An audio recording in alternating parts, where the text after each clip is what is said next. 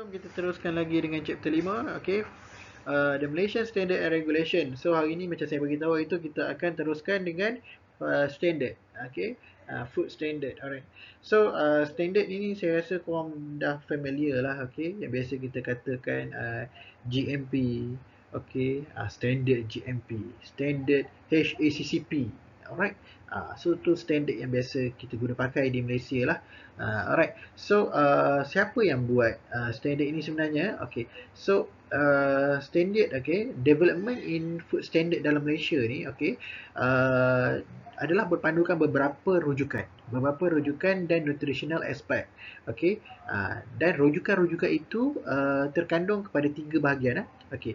So daripada mana sumber standard-standard ini diadaptasi? Okay. Maksudnya nak buat standard ni, dia refer pada peraturan daripada mana? Okay. Pertama, okay, dia refer daripada Food Quality Control Program yang ada dalam Ministry of Health, okay, daripada Kementerian Kesihatan Malaysia. Okay, dia refer pada sini. Okay. Food Quality Control Program. Di bawah Kementerian Kesihatan Malaysia dia ada program Food Quality Control. Okay, so food standard yang biasa kita gunakan ni, okay, dia akan mematuhi quality control program yang ada dalam Ministry of Health kita, Kementerian Kesihatan Malaysia kita. Okay. Alright. So yang kedua, sumber daripada mana rujukan untuk buat standard ini? Okay. Food Standardization Certification Scheme, okay, iaitu SIRIM. Alright. Ni SIRIM. Pernah dengar SIRIM? Okay, singkatan untuk Standard and Industrial Research Institute. Okay. So dia refer daripada badan ini juga, SIRIM. Okay. Sebab badan ini nanti yang akan menguatkuasakan standard-standard ini. Okay. Alright. Yang ketiga, dia refer juga daripada standard daripada association, okay, okay, badan di peringkat antarabangsa seperti FAO, WHO dan Codex Alimentarius Commission. Okay. Alright. Apa singkatan FAO? Okay, sila cari sendiri, nanti saya tanya di kelas. WHO apa? Okay, tu pun paling simple. Alright. Tapi apa, nanti saya tanya di kelas. Prepare untuk jawab. Okay. Codex Alimentarius. Okay. Ini memang nama dia lah, Codex Alimentarius Commission. Right. So ini adalah badan-badan di peringkat antarabangsa, okay, yang kita refer dalam pembuatan kita punya standard-standard di Malaysia ni lah. Alright. Okay, by the way, untuk pengetahuan semua, HACCP, GMP, semua pun dia ada standard dah dikeluarkan oleh badan-badan ini di peringkat antarabangsa. Cuma kita adaptasi ke dalam Malaysia juga menggunakan nama yang sama, HACCP dan GMP. Okay. Tetapi dalam di bawah penguatkuasaan Malaysia. Kita refer, kita convert kepada Malaysian Standard. Di bawah Malaysian Standard. Iaitu di bawah SIRIM jugalah. Okay, SIRIM ni pun badan yang menguatkuasakan peraturan ni. Okay, kalau kita nak apply something, kita akan apply dekat SIRIM selalunya. Okay, kita bayar SIRIM, betul, SIRIM akan bagi khidmat nasihat, konsultansi kepada company kita, dan dia akan audit kita, dan dia juga yang akan keluarkan sijil pengiktirafan untuk standard yang kita apply tu. Alright. Okay. So ini yang pertama nak cerita, standard-standard ini di refer daripada mana? Di refer daripada Ministry of Health, SIRIM dan juga badan-badan di peringkat antarabangsa, FAO, WHO dan Codex Alimentarius. Alright. Okay. So ni nak cerita apakah agensi ataupun badan yang bertanggungjawab menguatkuasakan, memastikan standard-standard ini berjaya diaplikasikan di Malaysia dan di industri-industri dalam Malaysia. Okay, lain tak bukan daripada agensi yang sama juga, agensi yang kita refer tadi, iaitu pertama adalah Ministry of Health, okay, Kementerian Kesihatan Malaysia, okay, SIRIM dan juga Codex Alimentarius Commission. Alright. Badan yang kita refer ni juga yang bantu kita untuk memastikan monitor, okay, penguatkuasaan standard-standard ini berlangsung dapat dilaksanakan di Malaysia. Alright. Okay, so kalau kita refer food law in Malaysia dan juga food law at outside Malaysia, okay, outside Malaysia tu peringkat international lah. Okay, so kat Malaysia sama juga tadi, okay, Ministry of Health, SIRIM dan Codex Alimentarius yang pantau, yang menguatkuasakan peraturan tersebut, okay, dan standard-standard tersebut. Alright. So pada peringkat antarabangsa kita ada FDA, kita ada FAO, okay, kita ada Codex Alimentarius. FDA, Food Drug Agriculture, FAO tadi saya minta cari, alright, Codex Alimentarius. Alright. Ini saya akan tanya balik dalam kelas nanti ya. Alright. Okay, so ini logo Ministry of Health. Okay, so kita nak cerita sikit pasal Kementerian Kesihatan Malaysia. Okay, so Ministry of Health. Okay, apakah peranan Ministry of Health ni? Sebabnya dalam Malaysia sekarang ni, okay, hampir kesemua makanan kita masak kat dapur tu kebanyakannya daripada produk siap. Okay, produk yang kita beli di kedai ataupun produk yang ready untuk dimasak. Okay, semua adalah dalam bentuk produk yang diproses di kilang. Right? So bila banyak kita menggunakan di dapur atau kita nak masak ataupun di kedai sekalipun, okay, dia banyak menggunakan produk yang siap, produk yang dibeli daripada kilang dan sebagainya. So maka sangat penting untuk Kementerian Kesihatan Malaysia untuk menguatkuasakan Food Quality Control Program. Kan saya beritahu tadi dia ada satu program di bawah Kementerian Kesihatan Malaysia dipanggil Food Quality Control Program. Yang ni dalam program ni adalah food hygiene, okay? Ada food safety, alright? Semua benda peraturan-peraturan ni di dalam Food Quality Control Program, alright? And then macam mana dia menguatkuasakannya? Okay, dia daripada secara berpusat. Macam mana secara berpusat? Okay, berpusat bermaksud ada satu HQ atau headquarters, okay, pada peringkat kebangsaan yang dia monitor satu Malaysia. Okay, daripada itu dia ada cabang, okay, branch dia di setiap negeri, Kementerian Kesihatan Malaysia negeri. Alright, daripada itu dia ada cabang lagi di peringkat daerah. Alright. So dan daripada peringkat daerah boleh pergi ke peringkat-peringkat kawasan. Alright. Dia akan mematuhi, dia akan ada peraturan itu dimonitor daripada sektor yang kecil, okay, pergi ke lebih besar dan pergi ke satu pusat yang centralized. Alright, iaitu Kementerian Kesihatan Malaysia lah. Alright. Okay. So selalunya Kementerian Kesihatan Malaysia ni dia ada makmal tertentu, makmal kualiti makanan. Okay, setiap tempat ada makmal kualiti makanan dia, di mana dia akan ambil food sample, dia akan tengok premis perniagaan makanan yang bagi grade A, B, C, D tu. Okay, kalau kita pergi kedai makan, kadang-kadang kita boleh nampak ada grade A, B, C, D. So Kementerian Kesihatan Malaysia punya kerja lah tu. Dia yang pantau. Okay, kalau kena sita ke apa, ini Kementerian Kesihatan Malaysia jugalah. Alright. Okay. So, antara peraturan atau guideline yang diguna pakai lah, sebenarnya ada banyak peraturan, tapi saya sebut sikit lah. Okay, ada banyak peraturan. Kalau boleh tengok kat laman web Food Ministry of Health, boleh tengok. Alright, so banyak antara peraturan yang gunakan food hygiene dan macam kita belajar kan. Okay, yang ini berkaitan dengan udang sejuk beku. Alright, ini berkaitan dengan pemrosesan minyak sawit. Alright, yang ini berkaitan dengan kantin sekolah dan juga kedai-kedai yang menjaja. Alright, by the way ada banyak lagi peraturan-peraturan yang lebih spesifik, okay, yang diguna pakai. Alright. Okay, so Ministry of Health, okay, Food Quality Control Program. Okay, ni nak cerita sikit di bawah Kementerian Kesihatan Malaysia. Macam saya beritahu tadi, ada Food Quality Control Program, okay, FQC kita panggil. Okay, dia berfungsi sebagai Central Agency in Charge. Okay, Central Agency in Charge. Okay, satu agensi yang berpusat yang bertanggungjawab untuk menguatkuasakan food safety program dalam Malaysia. Okay. Tujuan utama program ini diwujudkan, Food Quality Control Program ini diwujudkan, okay, oleh Kementerian Kesihatan Malaysia. Okay, pertama, to help protect public against health hazard. Okay, melindungi public, okay, orang ramai daripada health hazard. Okay, hazard kesihatan. Okay, fraud, okay, penipuan dalam penyediaan dan jualan makanan. Okay, nak melindungi consumer ni sebenarnya.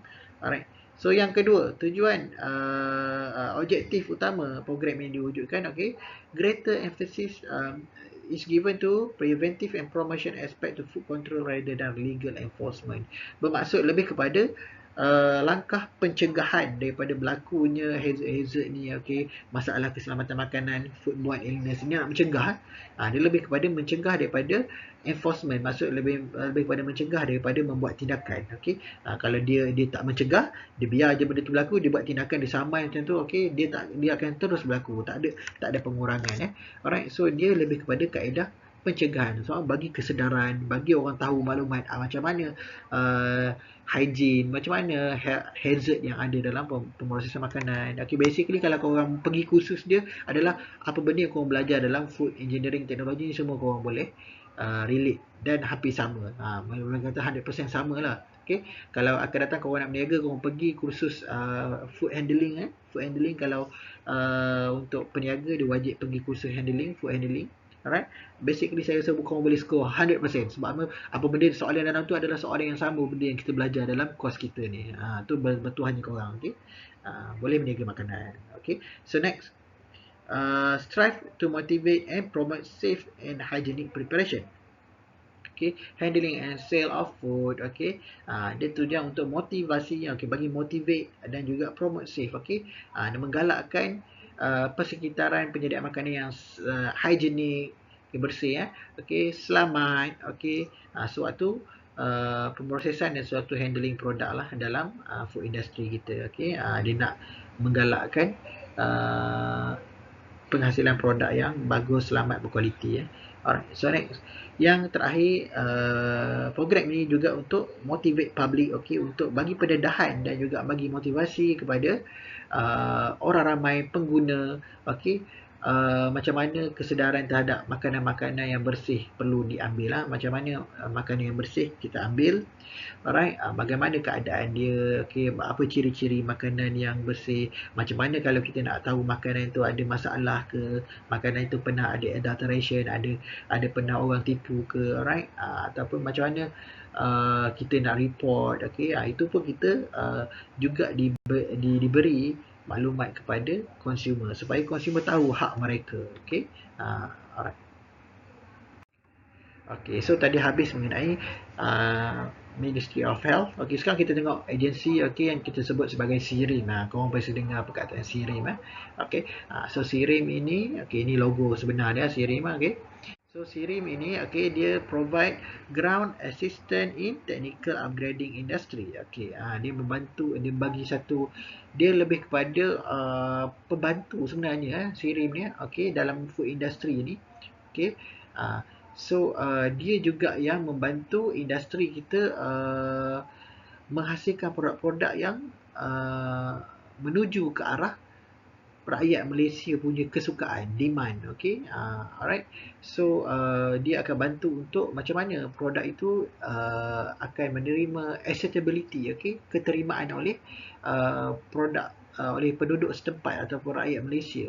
Alright, dia akan bekalkan maklumat. Tapi setiap konsultasi ni selalunya kalau ada SIRIM ni ada yang free, ada yang berbayar lah.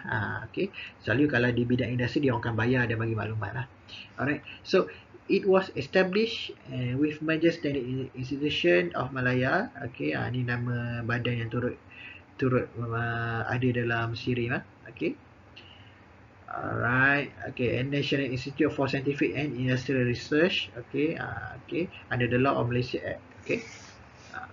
Alright, so basically SIRIM ini dia sebenarnya dia adalah gabungan antara SIM ni, okay, Standard Institution of Malaysia, dengan badan satu lagi nama dia Scientific and Industrial Research, NISIR ni, okay, gabungan NISIR ni dan juga SIM ni, maka jadilah SIRIM. Dia sebenarnya wujudnya SIRIM ni adalah apabila gabungan dua badan ini bergabung, maka jadilah SIRIM. Okay, dia bentuk satu organisasi yang baru yang dinamakan SIRIM. Asalnya dia adalah Scientific and Industrial Research, NISIR, dan juga Standard Institution of Malaysia, SIM. Kemudian dua organisasi ini bergabung jadilah SIRIM. Alright, so SIRIM will monitor the country field standardization, promote quality. Okay, so dia akan SIRIM ni dia akan monitor, dia akan observe, okay, industri di Malaysia, dia akan standardize peraturan standard yang digunakan dalam Malaysia, maksud dia monitor dan dia akan kontrol untuk bagi semua dapat maklumat yang sama, okay, praktis benda yang sama. Alright, okay, tak adalah yang sesat, ikut ajaran sesat dan sebagainya. Ajaran sesat tiba-tiba benda ni tak bersih dikatakan bersih, contoh itu. So dia akan monitor lah, dia akan menguasakan, alright, dan dia akan promote quality assurance. Okay, dia akan promote, okay, menggalakkan quality assurance diaplikasikan di industri di Malaysia. Okay, so di bawah SIRIM sebenarnya banyak standard lain. Okay, ada 1777 Malaysian standard yang dihasilkan di bawah Malaysian Standard, okay, yang dikuatkuasakan oleh SIRIM, alright. Yang kita dengar ISO berapa tu, banyak tu dikuatkuasakan oleh SIRIM di Malaysia lah, alright. So termasuklah juga food standard ada dalam 1770 Malaysian Standard. So Malaysian Standard ada banyak peraturan. Malaysian Standard ada 1770. Okay, sebahagiannya ada food standard dalam dia, alright. Okay, so 1770 tu bukanlah semua berkaitan food, okay. Dia berkaitan dengan industri berat dan sebagainya, okay. Tapi dalam tu ada juga diselitkan dengan peraturan mengenai food. So sebenarnya SIRIM ni bukan cover food saja, ada banyak sektor di cover, okay. Tapi food kita pun boleh refer SIRIM, alright. Kadang-kadang kita beli barang elektrik pun kita ada jumpa logo SIRIM. Sebab apa? Sebab memang kualiti dia pun SIRIM ada, bahagiannya SIRIM jaga, okay. SIRIM ni dia punya skop dia meluas, bukan sekadar bidang makanan saja. Ni logo-logo SIRIM, korang pernah nampak logo-logo SIRIM ni. Ini logo-logo SIRIM yang diguna pakai, okay. Quality system yang pertama ni, okay. Ni Malaysian Standard SIRIM, okay. SIRIM banyak logo-logo SIRIM yang diguna pakai, depend pada peraturan apa yang kita kuat-kuasakan. Kalau kita selalunya kita akan pergi pada Food Safety Management System, okay. HACCP, okay. Ni produk-produk yang biasa berkaitan dengan food lah. Alright. Mungkin yang lain ni mungkin tak ada kaitan dengan food lah, tapi nak cerita SIRIM ni dia menguatkuasakan pelbagai bidang sebenarnya, standard food quality dalam pelbagai bidang, alright. So jangan fikir SIRIM untuk food je, tak. Dia besar skop dia, alright. Okay, tadi kita dah cerita Ministry of Health, kita dah cerita pasal SIRIM. Right, next saya nak cerita pasal Codex, Codex Alimentarius, okay. Dia Codex ni adalah pada peringkat antarabangsa, okay. Tapi Malaysia menjadi ahli, so kita juga refer juga Codex, alright. Okay, Codex Alimentarius Commission, alright. Malaysia telah menjadi ahli kepada Codex ni sejak tahun 1969 lagi, lama sebelum korang lahir lagi, sebelum saya lahir lagi, okay. 1969 SIRIM dia dah jadi sebenarnya badan yang menjadi ahli kepada Codex ni sebenarnya SIRIM, okay. SIRIM dia dah menjadi satu orang panggil orang tengah yang menghubungkan Malaysia dengan Codex ni. Kita akan apa-apa kita refer SIRIM tahu segala benda mengenai Codex punya peraturan dan juga standard, alright. So sebabnya macam saya beritahu tadi, SIRIM dia ada keluarkan banyak standard peraturan, standard Malaysia Standard MX, Malaysia Standard, okay. So kalau untuk food, bahagian food, okay, SIRIM dia dapat peraturan itu sebenarnya dia memang dia ambil daripada Codex, dia ambil daripada peraturan daripada Codex dan dia convertkan saja jadi Malaysian Standard. Alright. Basically peraturannya adalah benda yang sama juga daripada Codex, okay.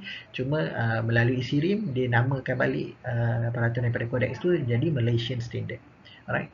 Okay. So some of the standard considered as a food with low sodium. Ni kategori standard ataupun peraturan yang ada dalam Codex tu lah. Dia ada mengenai low sodium, okay, susu formula kanak-kanak tu, okay, very specific pada jenis-jenis makanan yang kita nampak dalam akta makanan pun kita boleh nampak jenis-jenis makanan dan juga syarat-syarat untuk benda-benda tu layak dikatakan makanan tersebut, alright. Seperti susu formula, apa dia punya kandungan wajib ada, alright. Follow up formula, okay. Canned baby food, makanan baby dalam tin, alright. Processed cereal based food for infant, formula and children, alright. Ni jenis-jenis makanan lah, okay. Gluten free food, alright. So benda-benda ni adalah benda yang kita panggil sebagai benda-benda yang kita refer daripada Codex Alimentarius lah, alright. So selain daripada syarat-syarat pembuatan makanan, okay, ada dia juga Codex ni juga dia fokus pada nutrisi dan juga food labeling. Peraturan labeling, peraturan untuk nutrition pun kita refer daripada Codex sebenarnya, tapi melalui Malaysian Standard, melalui SIRIM, okay. Alright. Okey. So dalam Malaysia dan luar Malaysia, alright, dalam Malaysia okey sama macam tadi lah. Ni sama macam tadi dalam Malaysia Ministry of Health, SIRIM dan Codex Alimentarius. Di luar Malaysia FDA, FAO, Codex Alimentarius. Ni sama macam tadi. Alright. Okay. So food law outside Malaysia, kita nak fokuskan kat sini. Alright. So food law outside Malaysia, okay, FDA adalah singkatan untuk Food and Drug Administration. Okay, ni nama singkatan pada FDA. Okay, standard antarabangsa yang kita refer lah. Okay, so Food and Drug Administration, okay, is an agency of United States. Sebenarnya dia daripada Amerika Syarikat lah. Okay, Amerika, okay, Amerika Syarikat, United States Department of Health, okay, daripada Kementerian Kesihatan daripada US, okay. So it recognized as a leading food and drug regulatory agency in the world, okay. Dia recognize, okay, maksudnya dia dinobatkan sebagai peneraju mengenai peraturan mengenai food and drug, okay, ubat-ubatan, alright, dan juga makanan, okay. FDA responsible to regulate processing, manufacturing, interstate scale of many food items, okay. So dia dalam FDA ni dia pun keluarkan peraturan-peraturan mengenai processing, manufacturing, okay, penjualan, packaging dan sebagainya berkaitan dengan proses-proses dan makanan ya. Alright. So all food must comply to FDA food safety regulation to protect public health by preventing food adulteration and misbranding. Okay, so sama juga macam di Malaysia, orang FDA ini juga dia mengaplikasikan untuk menghalang daripada berlakunya food adulteration. Okay, orang nak tipu ke, orang nak dapat untung lebih ke guna food adulteration, dia olah makanan tersebut, okay, penipuan berlaku dan juga misbranding. Alright, so dia nak elakkan benda-benda tu berlaku lah. Sebab kalau ikutkan, kalau kita cerita balik pada awal-awal pewujudan ni, kita macam saya cerita dulu, asalnya makanan ini government fikir tak perlu ada peraturan, itu adalah tanggungjawab pengguna. Tapi selepas berlakunya banyak penipuan dan asal itu makanan, orang keracunan makanan, alright, so peraturan itulah dibuat di Amerika Syarikat lah. Alright, so dia nak ni tujuan antara badan-badan seperti FDA ini diwujudkan. Alright, by the way, kalau kita tengok FDA ke tak kisah ke badan apa makanan, dia lebih kurang sama dia punya objektif, okay, kepada keselamatan dan kualiti makanan, okay, penipuan dan makanan, okay. Alright, dia lebih kurang sama, okay, tapi dia adalah badan yang berbeza. Kenapa? Sebabnya kalau kita nak dapatkan maklumat itu lebih tepat, okay, selalunya kajian dilaksanakan melalui badan-badan ni lah, okay. Lagi banyak badan yang diwujudkan, bagi banyak kajian yang diwujudkan, okay. So kita akan dapat pelbagai maklumat dan juga kaedah yang terbaru terkini cara untuk menguruskan makanan dalam pemrosesan, okay. Alright, so the FDA has published the food code, okay, which serve a model for retail food progress. The code is more likely set a recommendation for the food safety and sanitation nationwide. Okay, dia FDA ni dia telah keluarkan food code, okay, kod makanan, okay. Kalau korang pernah dengar, kalau korang pergi beli makanan, okay, belakang makanan tersebut korang ada nampak kod, E-code lah apa, okay, selalunya kalau E-code ni dia lebih kepada kod untuk preservatif dan sebagainya lah. Alright, so kod setengah dalam packaging makanan memang dia tak letak nama aditif tersebut, tapi kadang dia bagi dalam bentuk kod. Alright, okay, dan kod ni diwujudkan oleh FDA lah. Okay, so itu tadi FDA. Yang seterusnya kita ada Food Agriculture Organization. Yang ni saya minta korang cari tu, okay. Food and Agriculture Organization, tapi dah ada dalam slide, tapi saya ceritalah. Ini adalah masa FAO, Food and Agriculture Organization of United States Nation. Alright. So ini adalah satu badan lain pula, alright, juga berkaitan makanan, lebih kurang sama juga, okay, tapi dia badan lain, okay. So dia lebih kepada berkhidmat untuk develop and developing country, untuk negara-negara yang telah membangun dan untuk negara-negara yang sedang membangun. Okay, kalau macam Malaysia ni boleh kata tahun 1969 tu, okay, kita baru merdeka, so kita dalam keadaan negara yang sedang membangun, okay. Okay, tapi even sekarang pun negara kita belum lagi mencapai status negara maju kan, so kita masih lagi dikategorikan sebagai negara membangun. So FAO ni dia akan banyak bantu negara-negara seperti negara kita lah dalam pembentukan regulation dan peraturan untuk menguatkuasakan food safety and quality dalam negara tersebut. Alright. So dia bertindak sebagai a neutral forum, okay, where all nation makes an equal negotiate agreements. Okay.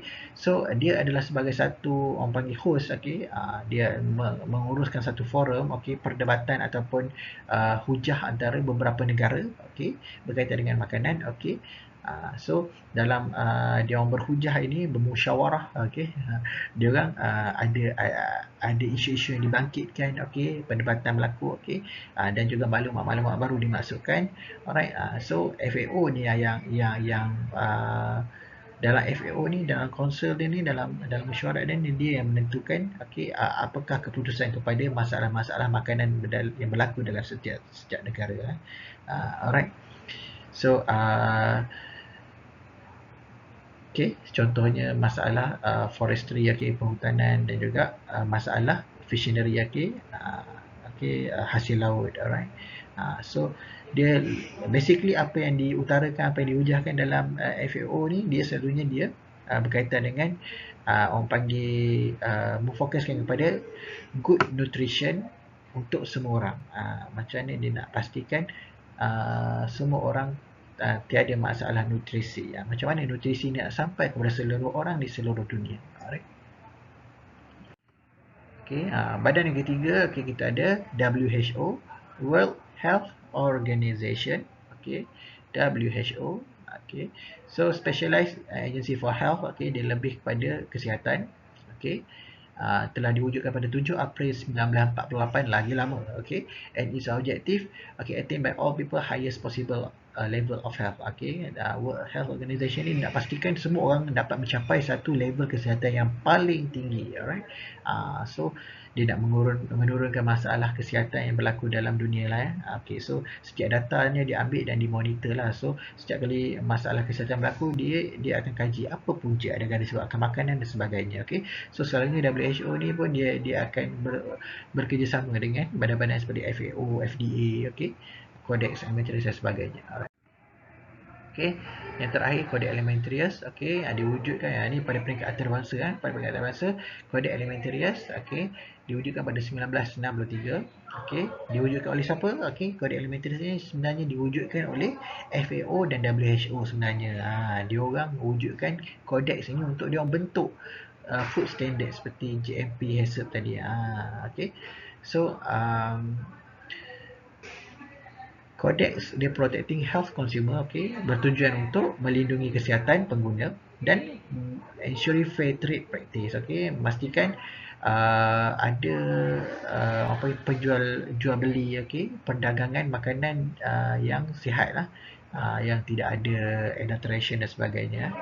Alright, so selalunya Codex ni akan bekerjasama dengan badan-badan kerajaan di seluruh negara. Okay, kalau Malaysia, badan kerajaan yang terlibat adalah Ministry of Health dan juga SIRIM lah. Kalau SIRIM tu dia badan bukan kerajaan, tapi dia badan NGO di Malaysia lah. Alright. So kalau macam Ministry of Health dia badan kerajaan. Okay, selalunya Codex ini dia akan direct kepada badan-badan seperti ini. Okay. Alright. Okay, so itu basically mengenai di Malaysia, okay, apakah badan-badan terlibat dan juga penguatkuasaan standard di Malaysia lah.